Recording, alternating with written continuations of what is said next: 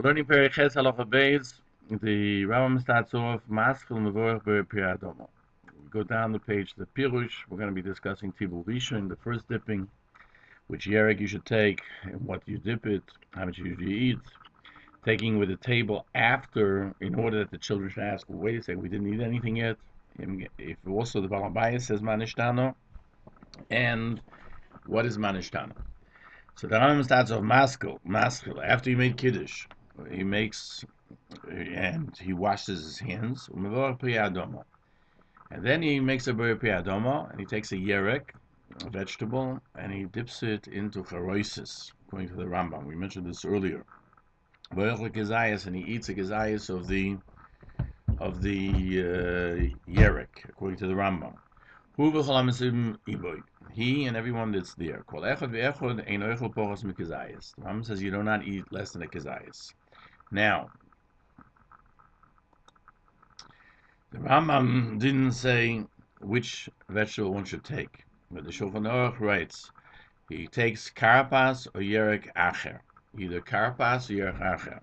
And when the Beis Yosef said the reason is, as we learned earlier, because of samach perach, meaning shishim ribui people were in avodas perach. Rabbeinu Menoach writes karpas is zecher l'ksoinus pasim, that also Yaakov Avinu did.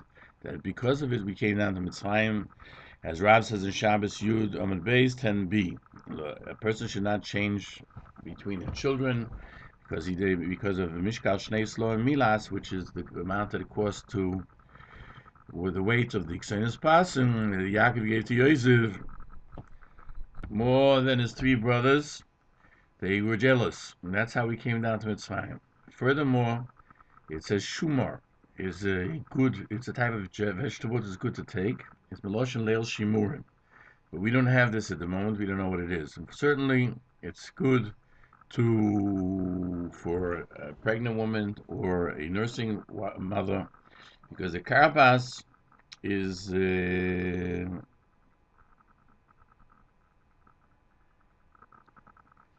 it helps somehow in the nursing of the child.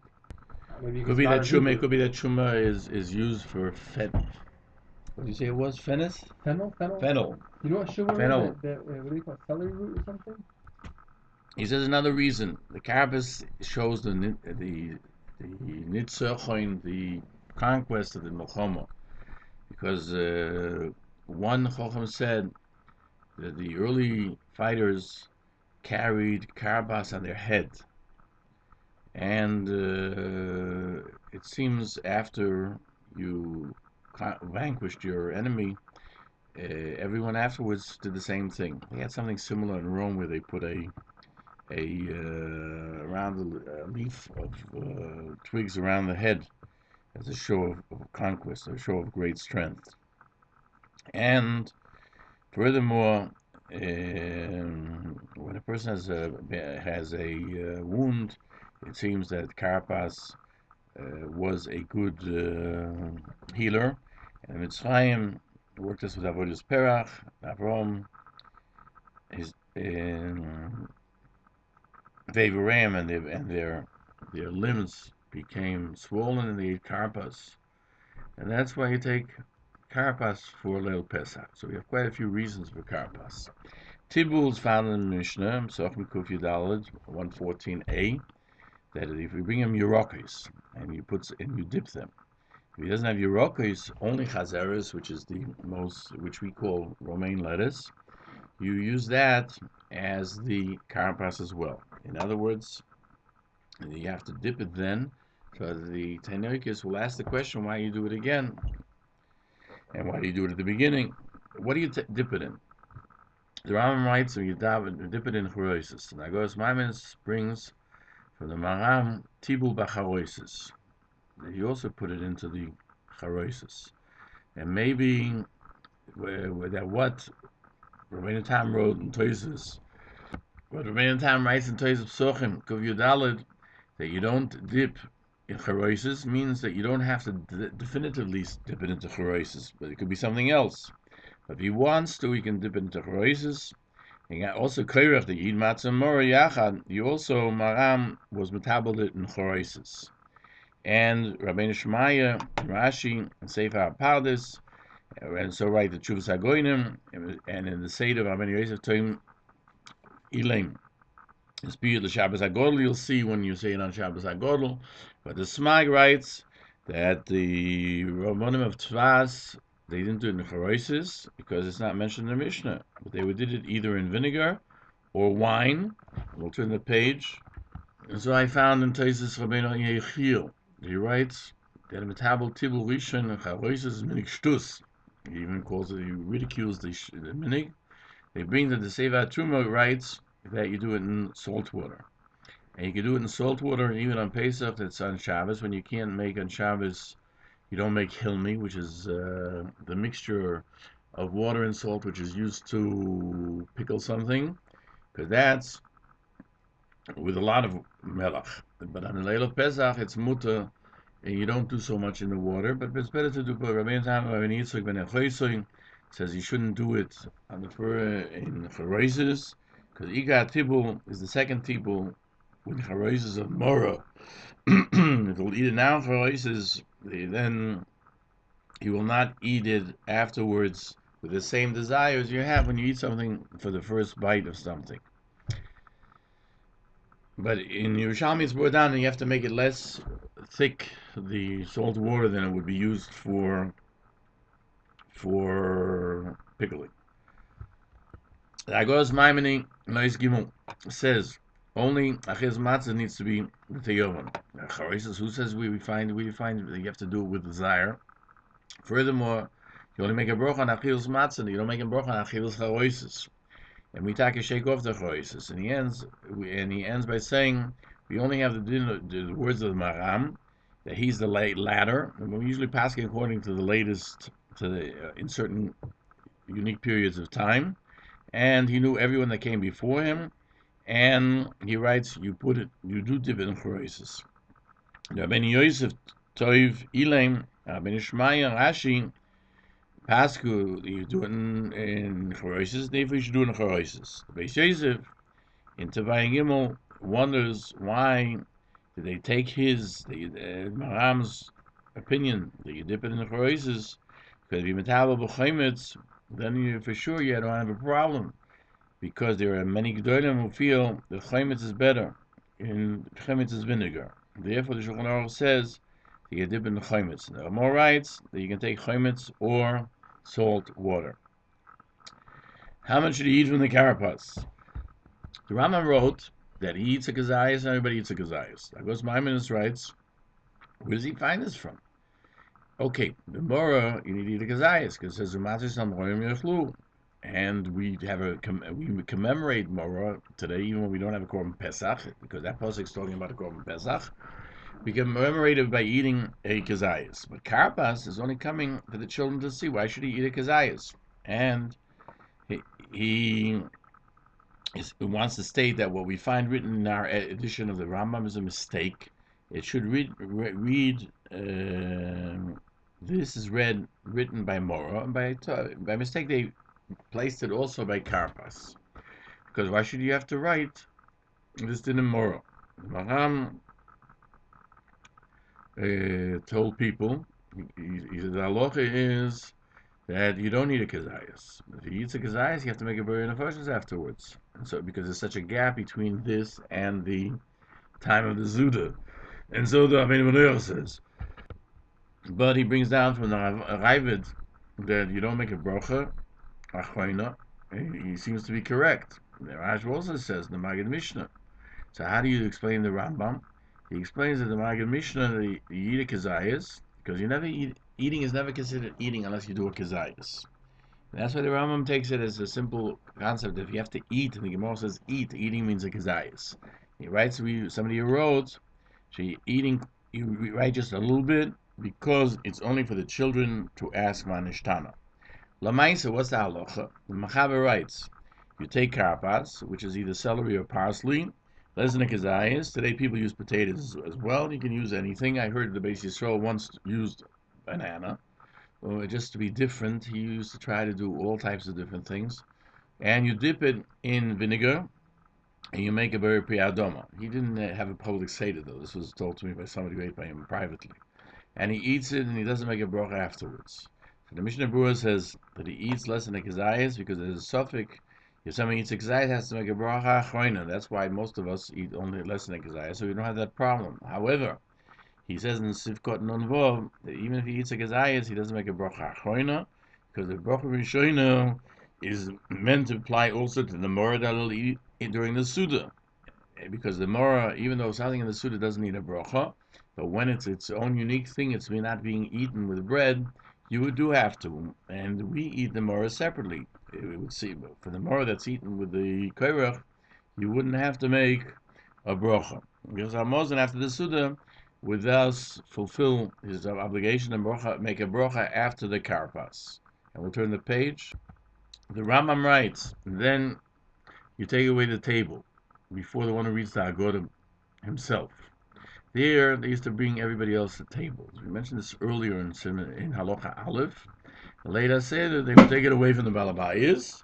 He'd be the first one to receive it, and when you serve tables, you should always serve the Balabayas first. And by the women, where the mother, the Balas Abayas should get first. You shouldn't start eating until they eat, but it's not, you don't take it away from the rest of the people, because they're allowed to take away all those small tables. Lecha Mishnah cites the Gemara Msochem 1:15b, Amar Absirim Ba'ashi. You leave the matzah, morah, the charoises before every one of those assembled, but you don't take the table away only from the one who's saying the Haggadah. Avuna says even matzah, morah, the charoises, you only put the kaira basically in front of the one who says the Haggadah. The halacha is kerav huna. He's the only one who you place it before you get to the meal. The Lecha Mishnah says the Rambam doesn't seem to pass like Rav Huna, because he says you take the shulchan away from the akira itself. It seems to be that everybody else has a table, and just that you take it away from the one in front of the Korea Megillah, and it must be that the text of the Rambam, the Gemara, wasn't that the halacha is like Rav Huna, because otherwise how could the Rambam disagree with what it says in the Gemara that halacha is ke Rav Huna?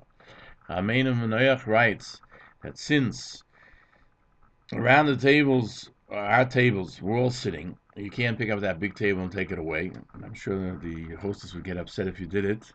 Therefore, what we do is we pick up the kaira on the shoulder, zecher, a commemoration what it says, V'yiso ha'omes botzekom yachmot. They carried their dough, it was actually finished already, the matzah before it became chametz, and misharoisem tzusim tzurois v'sim loisem al shichmon, and the leftovers of the leila seder they carried on their shoulders. And he brings down that there are those that took off the zroya before the hagbah, because we're only talking about the matzah. But he says there's no reason to do so, because when the Gemara says in Msochem 1:16b, Bosa ain't so that you don't have to pick out the meat because it looks like you're making kodshim in Chutz Loretz, in the time when we don't have the Beis Hamikdash. But when passing Shoreya Avishenu Oichlin, that's when you have to be careful not to pick up the Zroya at that time, even though it's Zeichel Pesach, because it look like you're saying this is Kodesh. But when you pick up the Kaira, everything that's on it,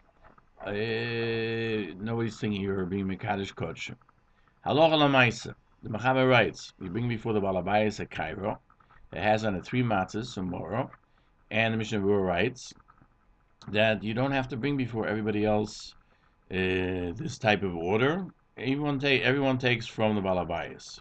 Even in a place where there's a small table, before each and every person, you don't have to bring only before the Balabayas. Certainly, in where we have sit and at one big table, you can't take it away. The Mechaber continues that after you eat the karpas, you should take the matzah of the middle one, and you should break it into 2 parts. Half of it he should give to one of them of these assembled to watch it for the afikomen. Usually we hide it, and somebody comes along and watches it for us. You place it under the tablecloth. And the other half he leaves between the 2 shleimos, between the 2 complete ones, He picks up the kairo that has the matzahs and he says, Ho lachmo anyo, until manishtana. So the Mishnah Berurah says that you pick up the kairo with all what's on it, and he doesn't have to take off anything from within it. We'll turn the page. The Mechaber continues, and he should take command to take off from the table and to pick it up at the end of the meal. That you should, what you should do is take it from the head of the table and put it at the end of the table so people think you're finished already. Mishnah Berurah says that when he takes the kairo and the matzahs, the children will ask that the matzahs for food. Why are you taking it away? And then you'll tell them that you can't eat it until after you say the Haggadah. If the Kari Haggadah should say Manishtana, so you then, before you say Manishtana, you fill up the second kois. The Rambam says, whatever is bold is the words of the Rambam. Sheni, you fill up the second kois. V'kana ben shoel, here the son asks. And the reader says Manishtana alayla zeh mikol aleilos. So it seems that even the one who reads it says Manishtana, not only the children. And the Chassam Sofer asks a question that it doesn't seem that way in Perek Zayin. He writes that you have to do a shinui in order that the children should ask. So it seems that who's asking is the children. And the Gemara Psachim 1:16a, it also seems the children ask. Why do you say that why does he mention here that the person leading the Seder asks? He explains that the intent of the Rambam is that the child asks, and when he doesn't have a child, he should ask it. However, in the old manuscripts of the Rambam, we find that the son asks Manishtano and not the reader. So he adds the son and not the reader, and that's the Gizas Rabbeinu Manoach. However, our minig is that everybody says the Manishtana as well, not only the children. And as long as you have parents, why shouldn't you say it? You're a child according to the Chazon Ish. And certainly as you get older, you realize more and more why you should ask Manishtano. Now, what does it mean, Manishtano? The first tibul, the first dipping of the yerek or the karpas, according to the Rambam. And according to Shulchan Aruch, either you dip it in not in charosis, but rather vinegar or salt. The second dipping is more on charosis. And at all the nights of Pesach we eat, all the other nights of the year we eat Chametz U'Matzah. So the second question is, what we have is the first question, the Rambam cites as the second question. All the other nights we eat meat either roasted, cooked, or especially pressure cooked. Tonight it's only kli, it's only roasted, sli. And here he's talking about the questions that were asked at the time of the Mishnah, when they also had 4 questions at the time of the Mishnah as well. Everything in the Haggadah is basically 4. Even the matzah, after you break the middle one, you end up with 4 pieces, 2 large ones and 2 small ones. So you also have 4. So Rabbeinu Manoach in the Mishnah asks a question. The Mishnah says, that the chagiga, which is the additional meat that we mentioned yesterday, was brought so that you would eat the Korban Pesach satiated.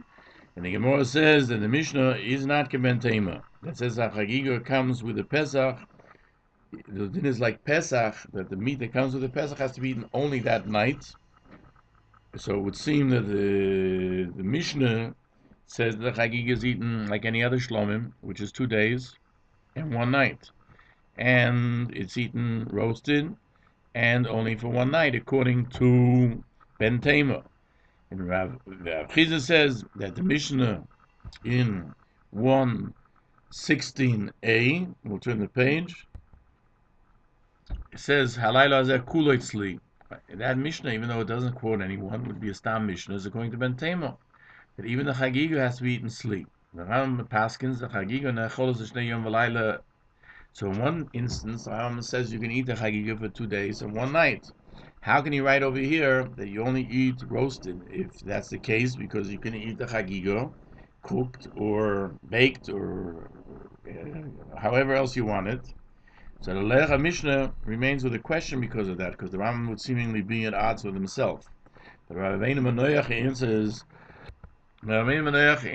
according to the Rambam, Chagiga is eaten for 2 nights, 2 days and 1 night, not like Ben Temo, because the Halalcha is always like Yochad v'Rabim, Halalcha Rabim, but it still has to be eaten Sli, like Ben Temo, since the Lashon of the Stam Mishnah is Kulait Sli.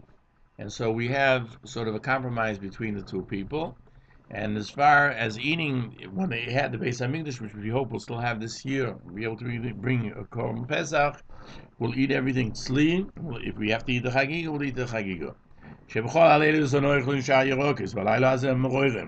That's another question, because on Leil Pesach, you have to eat specifically morah. It doesn't mean only morah. You can have in the meal other salads, but there's an obligation to eat morah. If we want to, we can eat either sitting or reclined, but everybody has to be reclined to the left. And we'll go on to Halacha Gimel in the next year.